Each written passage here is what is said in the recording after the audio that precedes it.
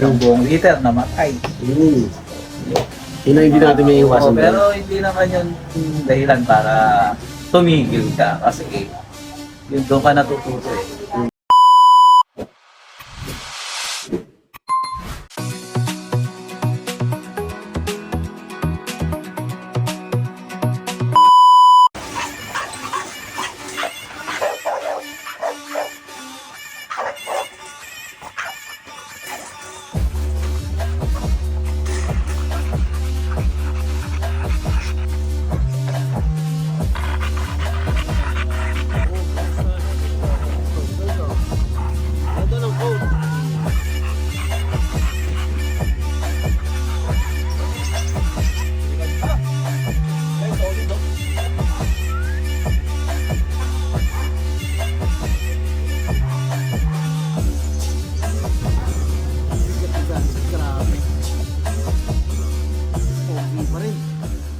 Aray ko, sumakit yung balakang ko. 3, 2, 1. Yo, what's up mga kabuli? Nagbabalik ang inyong pariwarang bully. Nandito tayo ngayon sa Gapan, Nueva Ecija, kung saan makakapanayam natin ng ating kaibigan na nag-aalaga ng American Bully dito sa Gapan, Nueva Ecija. So, pinapakilala ko sa inyo, walang iba, kundi si Noel De Leon. Paano tayo tayo? Ay bro, ano ba yung pangalan ng ano mo? Ng kainan mo? NDL. NDL Bullies. So let's welcome NDL Bullies. Ayun. Puta. Ganun ba? Paano ka ba nagsimulang mag-American Bully? Hilig ko na talaga yung mag-alaga ng mga hayop. Yun. Sorry. Marami na akong inalagaan na aso, pero hindi American Bully. Iba-iba, mga Askal, tapos Dachshund. American Bully may maganda, nakakatakot. Nag-try ako bumili. Yun talaga kasi Yun ang kauna-unahan. yun talaga kasi yung unang expression na pag nakita mo yung American Bullies. Nakakatakot. Kasi laki ng ulo, tapos laki ng bunganga eh. Yung pala, mabait pala yung American Bully. Nasa dumami na dumami. Ngayon, meron ng ating na American Bully siya.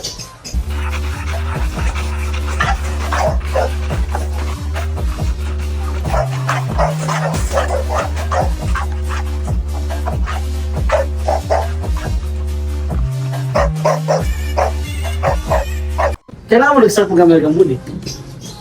2014 or Uno, kung 2015 ka, sabay lang tayo. Wow! Kung nakabili ka ng American Bully, sino ang American Bully mo? Pangalan? Dora. Oo, babae. Dalawa yun, isang babae, isang lalaki. Yung isa sabay ako, lalaki. Si Bullet, tapos yung isa si Dora. Si Bullet saka si Dora. Ngayon, nung naalagaan mo si Dora, doon mo nakita na hindi naman pala talagang nakakatakot sila. Hindi naman nakakabay talaga sila. Kung paano mo ba sila inaalagaan? Yes. Pagkain nila, pag matured na, ay isang beses lang ako papakain. So ano pinapakain mo? Yung ngayon, bingo, pinapakain. Dati, iba-ibang pagkain.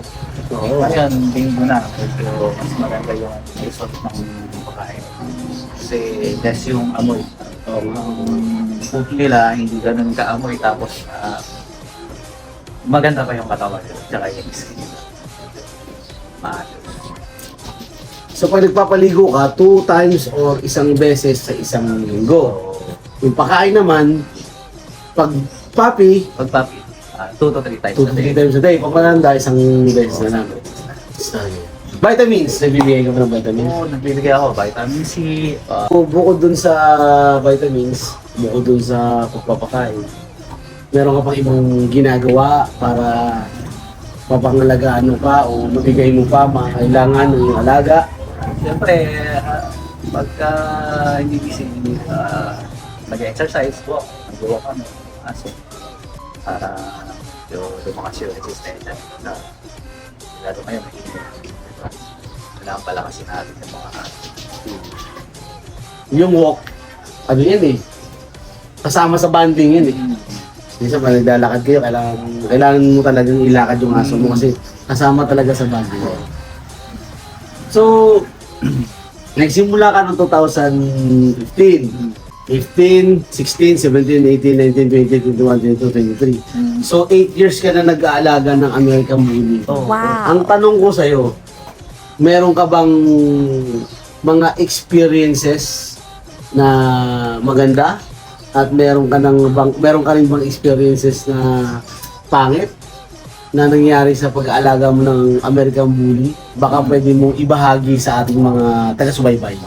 Experience ko dyan, madaming hindi maganda at maraming yung maganda. Ano unahin natin? Wala tayo maganda. Sa maganda muna tayo. Sa maganda tayo. Marami kang magiging mga kaibigan. Ayun. Kaibigan talaga. The best talaga. Wala ka maraming kaibigan. Pare-pares kayo ng hilig eh. Mhm. Yung kasi yun eh. Marami kang makikilala. Siyempre, tatanong sa'yo. ganyan. Bigay ka lang din ng advice mo. Natutunan mo. Para tutulungan kayo. Yung bad experience ko naman, nandun yung namatayan ng tuta, yung 1 month na, namatay pa, isang buong liter, namatay. Mhm. Yun ang hindi natin may iwasan. Pero hindi naman yung dahilan para tumigil ka, kasi doon ka natututo eh. Kung mahal mo talaga yung pag-aaso, hindi ka titigil. Kasi hindi naman yung hanap buhay, hilig lang yan. Kasi pag ginawa mo hanap buhay, talaga pagka walang benta, mag-stop ka na. Frustration, ano? Oo, di ba? Ayoko na, Kung hilig mo lang yan, siyempre, hanggat na hindi aso, natutuwa ka kasi makikita mo sila eh. Mhm. Bagay. Maraming maraming minsan nangyayari yan. Sa breeding na ginagawa, Oo. minsan, kumbaga, buhay na to. So, Pero pagdating ng isang buwan, biglang mamamatay sila lahat na hindi mo inaasahan. Kaya pala talaga kung mahina talaga ang loob mo, talagang aayaw ka na eh. Oo. Tama yung sinasabi mo, kung talagang negosyo, baka talaga umayaw ka na kasi lugi ka na kagad eh. Ganun ba? Pero dahil sa hilig, Oo. tuloy lang. Andiyan pa naman yung aso. Oo. So yun, ano ba mga sakit ng aso? Ano ba, may naranasan ka bang nagkaroon ng aso na parvo? Lahat distemper? yata ng sakit naranasan ko na sa aso. Parvo, distemper. Minsan talaga kahit anong pag-aalaga mo, hindi may iwasan. Papasok ang virus. Kasi sa hangin kasi yan eh. Hindi natin mayaman yan. Mhm. Pero nung na-try mo na ba na nung nagka-parvo yung aso, may na-survive ka? Meron ako na-survive na na-parvo. Oo, pero siguro nasa din ng aso eh, na gusto niya mabuhay.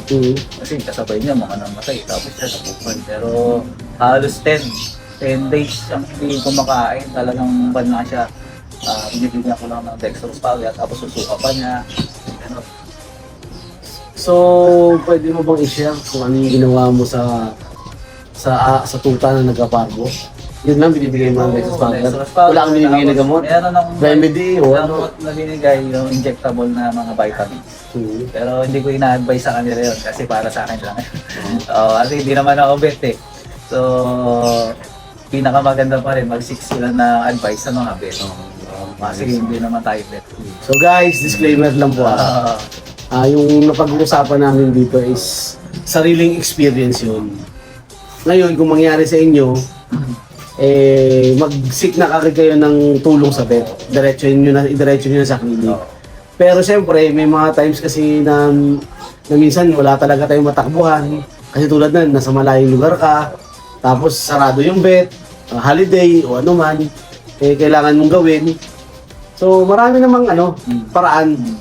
Tingin-tingin lang kayo sa sa Google o kaya sa YouTube. Distemper, ano mo sabihin mo yung distemper? Distemper, dito kaya. Naghirap talaga yung survive ng distemper. Nasa aso na lang yun. Kawawa yung aso pag nag-distemper. Hirap na to. Yung nakakasurvive, meron talagang mahirap. Siguro nasa 2% ang makakasurvive sa distemper. Yung 98% patay yun. Okay. So, Tsaka mahirap na rin yung distemper kasi once na makasurvive siya ron, hindi mo na siya pwedeng gamitin sa breeding. Kasi parang mahahawa rin yung Carrier na yan. may carrier na siya. So, yun, mahirap talaga ang distemper. So, by the way, bro, meron ka bang pwedeng i-advise or i-share sa ating mga taga-subaybay? Kung ano yung pwede nilang gawin bago sila mag-alaga ng American Bully? Ano po bang pwede nilang isaliksikin? Ano bang pwede nilang gawin? So, pwede mo bang ibahagi sa kanila? So, yun lang. Kung gusto niyo mag-alaga ng American Bully, dapat handa kayong gumastos. Yun kasi yan. So, kahit anong mga aso na gusto niyong alagaan, especially American Bully, magastos sa pagkain niya, malalaking aso yun. O tapos, magsasali ka sa show, gastos yun. Hindi naman yun galing. Hindi naman yun premyo eh. Yung show kasi, yan lang yan. Pagandahan ng aso. So, wala silang premyo. Trophy lang yun na maganda yung aso. Pwede ka sumali doon kung gusto mong gumastos. Oo, kasi Diba? entry. Oo. Bayad mo dun sa handler. Lamang ka na lang kung ikaw mag-handling. So, pamasahe mo pa papunta sa venue. Gasolina o sasakyan. Gas din. Gastos. Kung nagtitipid ka, meron dito, dog food. Matipid sa pagkain ko. Ayun. Di ba? Matipid sa pagkain. Oo. Saka maganda, marami nang gumagamit yun. Kahit ako, ganyan, yan na ngayon ang gamit ko eh. Bingo dog food. Kasi nasubukan ko na eh. Kasi nga sabi nga nila, di ba, hindi ka lilipat sa isang bagay kung hindi mo nasubukan. Nasubukan na eh. Saan ka pa? Hindi sa bingo dog food ka na. Hindi ka na nakapuro. Nakabingo ka pa. Bukod sa American Bully, so ano pa bang ibang alaga mong aso? Ano ka ba? Breeder ka ba? O pet lover ka ba? Paano mo ba nababalanse ang pagbi-breed sa pagmamahal mo sa aso? Meron akong Shih Tzu. Shih Tzu, Kaya tsaka American Bully lang. American Bully. Yun lang ang alaga. Hindi, may ibon ka pa eh. Oo, mga ibon. May ibon, Oo, may kalapate. Yung mga May ibon manok ka na pa. hobby talaga yan eh. So, ganun talaga pagka-pet lover ka. Halos lahat ng hayop gusto mong alagaan. Pero as breeder, nag-breed din ako. May binibenta din ako. Siyempre, may expenses sa aso. Oo naman. Yung ginagamit ko din yun para sa aso. Naka-upgrade ako. Yun! So, di meron akong pang-upgrade. Yun ang pinaka. Babayad din ako ng stud. Kahit meron ako stud, papay-stud ako, babayad tayo. Kasi gusto mo mag-upgrade, gusto mo gumanda yung quality ng aso mo. So, tuloy-tuloy yan, yung process niyan. Hindi lang may stock ka lang doon sa breed mo. So, kailangan kung talagang hilig mo, so mag-upgrade ka. Pagandahin mo yung quality mo.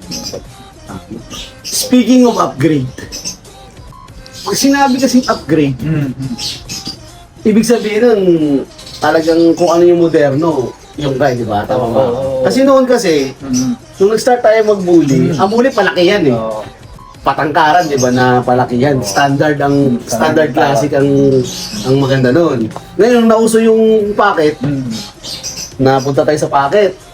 Ngayon, lumabas yung exotic, extreme, nandun tayo sa exotic extreme ngayon, Ngayon, lumabas yung nano, micro muna. micro, andun na naman tayo sa micro, tapos lumabas may nano na naman. Ngayon, meron na namang Merl, tapos meron na namang XL. Speaking of Merl, si Bro Noel pala ay siya ang may-ari ni kay General ng Gapo. So kung kailangan nyo ng stud, Ganun lang kapan. ay Gapo, sorry Gapan. So i-contact nyo lang si Bro Noel.